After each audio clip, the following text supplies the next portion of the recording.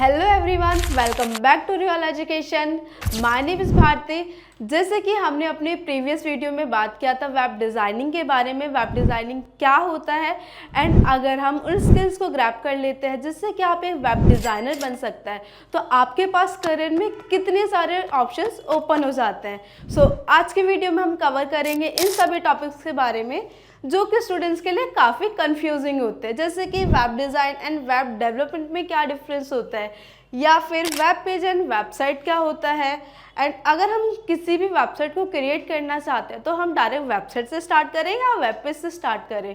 तो कुछ confusing topics हैं जो हम आज के वीडियो में कवर करेंगे। वेब डिज़ाइन क्या होता है, देखिए गाइस, वेब डिज़ाइन क्या होता है, आप सभी कभी ना कभी या फिर हम अपने डेली रोज़मर्रा की ज़िंदगी में किसी ना किसी वेबसाइट के ऊपर विजिट करते ही हैं। जो वेबसाइट का फर्स्ट इंटरफेस होता है जिससे हम डायरेक्टली इंटरेक्ट करते हैं, वो हम किस तरीके से डिज़ाइन कर सकते हैं। हम देखते हैं वेब डिज़ाइन के अंदर web design focuses on look and layout of a website.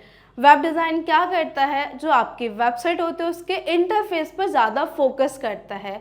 Means अगर आप किसी वेबसाइट को देख रहे हो वो कितना इंटरैक्टिव है, मीन्स आप किस तरीके से मतलब यूज़र को अट्रैक्ट कर रहा है, तो वो हम देखते हैं वेब डिज़ाइन के अंदर। एंड इसके अंदर हम फोकस करते हैं UI एंड UX के ऊपर। UI का मतलब होता है यूज़र इंटरफेस, मीन्स आपकी वेबसाइट का इंटरफेस कैसा है, कितना अट्रैक्टिव लग रहा है। अगर आपकी वेबसाइट सिंपल एंड बोरिंग होगी तो कोई आपकी वेबसाइट पे विजिट करेगा नहीं ना। जैसे अगर हम किसी शॉप की बात करें, शॉप के अंदर क्या होता है, अगर जो शॉप है काफ़ी अट्रैक्टिव है एंड जो सामान है काफ़ी सिस्टमेटिक तरीके से रखा हुआ है तो कोई भी जाता है कि देख लेता है, हाँ दुकान तो सही दिख रही है, सामान भी अच्छा होगा। तो उसी तरीके से वेबसाइट के साथ भी होता है। अगर वेबसाइट का कंटेंट एंड जो वेबसाइट आपकी अट्रैक्टिव है तो तभी ज़्यादा से ज़्यादा व्यूअर्स आपकी वेबसाइट पे क्या करेंगे, विजिट करेंगे। अदरवाइज अगर सिंपल एंड बोरिंग वेबसाइट रहेगी तो कोई भी विजिट नहीं करेगा। अगर आप एक वेब डिज़ाइनर बनना चाहते हैं तो वेब डिज़ाइनर बनने के लिए हमें इन लैंग्वेजेस की नॉलेज होनी चाहिए, जैसे कि HTML लैंग्वेज है, CSS एंड जावास्क्रिप्ट लैंग्वेज। इन सभी लैंग्वेजेस की हेल्प से हम क्या करते हैं, एक अपना वेबसाइट का एक डिज़ाइन रेडी करते हैं।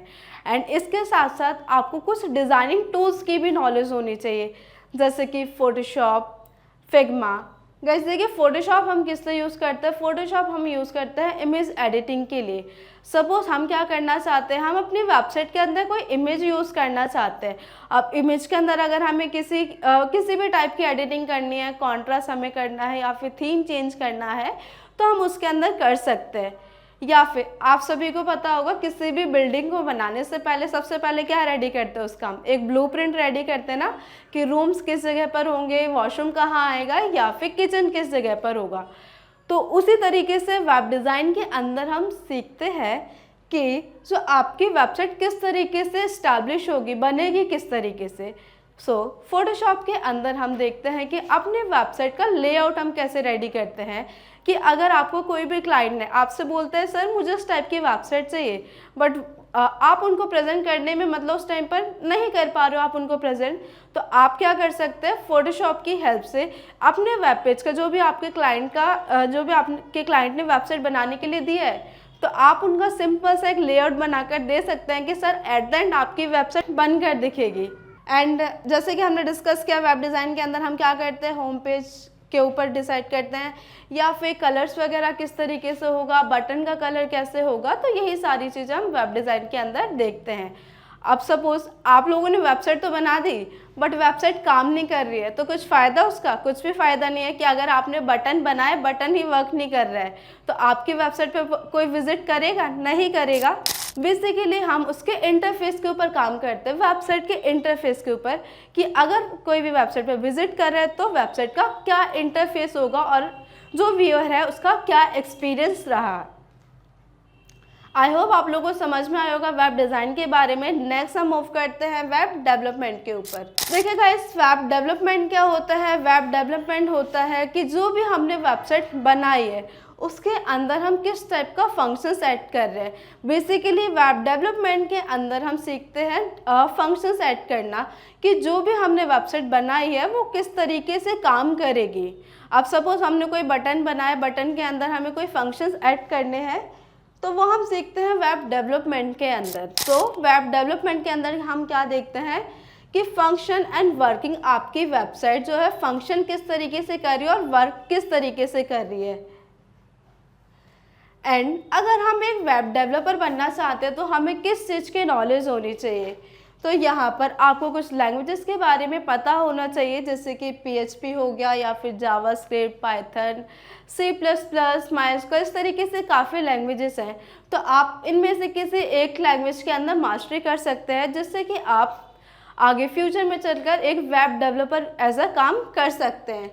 एंड वेब डेवलपमेंट के अंदर हम, जैसे कि हम रोज़मर्रा की ज़िंदगी में अलग अलग वेबसाइट विज़िट करते हैं, सो आपने कभी ना कभी तो ऑनलाइन फॉर्म फिल किया ही होगा। तो जो हम ऑनलाइन फॉर्म फिल करते हैं, सो उसके अंदर हमें क्या करना होता है, अपनी डिटेल्स वगैरह फिल करनी होती है, सबमिट करना होता है ना। तो जब हम सबमिट करते हैं, अगर वो फॉर्म सबमिट ना हो तो प्रॉब्लम है।